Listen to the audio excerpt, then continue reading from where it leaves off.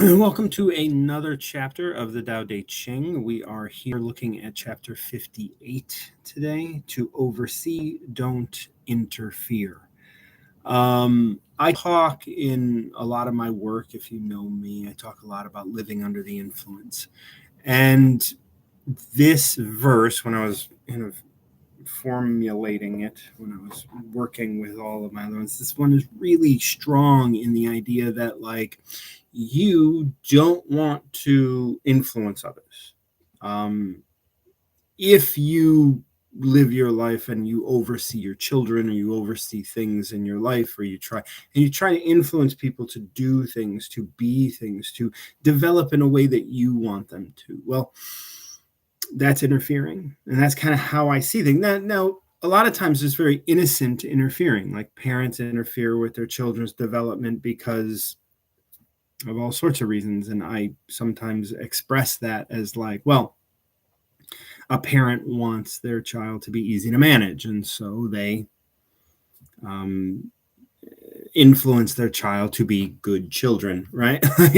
And to be certain ways. And I'm not saying that that's a bad thing, but what this verse talks about is not interfering in the development of your child. And even separating your child from the group is interfering, right? Like, so like when the first 3 years of their life, the only people that they really interact with are family or whatever, things like that. It's always interfering. It's interfering with their development. It's interfering with their ability to witness different kinds of relationships and different sorts of interactions and things. And so that's all.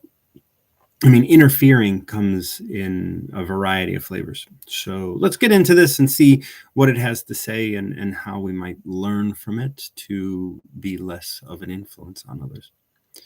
In overseeing anything, don't interfere. Let everything flourish in its own time. Interfering, you get met with resistance, or worse, apathetic adherence. Misery and misfortune are tied to expectation. To expect success is to focus on failure. To expect happiness is to invite misery. To expect moral adherence is to flirt with tragedy. There is no escaping it. Expecting good yields bad. This is interfering, and it has always been true. The master, therefore, is content to simply be an example. She has no desire to impose and trusts all that she oversees. She is firm but yielding. She is sharp, yet no one is cut by her. She is radiant but easy on the eyes. In recovery, we had the age of tough love. And the thing that kind of relates tough love to Tao is that tough love had arisen as a natural response in some relationship or relationships. It was observed, and then people made rules around it. People wrote down what it was supposed to be. And what happened in the tough love era and in the tough love arena is that tough became more important than love. And that was interfering, right? Here's a parent who wants to love their child, and yet the relationship they have is not set for what they've tried to describe as tough love, right? But what tough love was a package, and it's a certain way of acting. Where I don't think, because I am someone who would probably be described as being someone who could, like, it's difficult to be loved by me sometimes because I don't care. But it's not that but I care in the most loving way. But it doesn't always feel that way. It's like people want me to make a choice. People want me to tell me what you want me to do. And it's like, well, I don't want to interfere. I don't want, like, either you openly choose this or you choose that. And I don't care what you choose. I love you, not the choices you make. Right. And so that is a way of not interfering. But the tough love movement was, you have to Like you have to turn them over to police, and you have to do these things, and you have to, because then you're loving them in this tough way. It's like, well, if tough is in front of love, then the actions you do are defined by the toughness, not the loveness. And that's often where people try and really guide people. I want to guide you, and this is what this book said. And we talked in the last verse in 57 that all the rules are written in your heart. But if your heart's closed off, you don't have access to those rules, and you're going to rely on books. You're going to rely on other people's ideas of what's right and what's wrong. So if you're overseeing anything, and overseeing anything could be your garden, it could be your children, could be your team at work, could be someone that looks up to you. In overseeing anything, don't interfere. Let everything flourish in its own time. If your child is doing bad in, the ninth grade or whatever, you can talk with them and love them, see what's going on, and observe and see. Maybe it's going to work itself out. Maybe they're distracted by something, and maybe you can observe where they're not aligned, and you can ask questions of them and have them come to their own realizations. Interfering only gets met with resistance, or worse, apathetic adherence. When I wrote that, I was really proud of that line, because apathetic adherence is, all right, well, you want me to do this, I'll do it, but I'm not going to put any effort into it. I'm not here to make you look good. This is my life, right? So if you as a parent tell me, oh, you got to do these things, well, I did it and I failed anyway, or whatever. Like I know I've had experiences like that, which is why I'm, translating it this way.